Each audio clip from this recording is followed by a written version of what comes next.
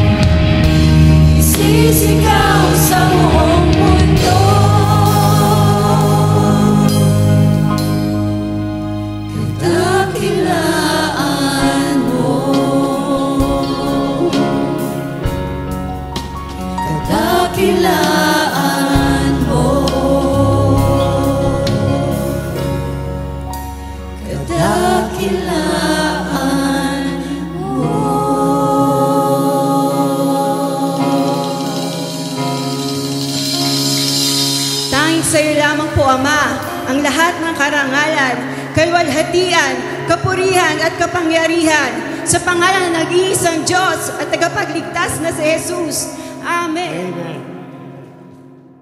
Ikaw ang tunay na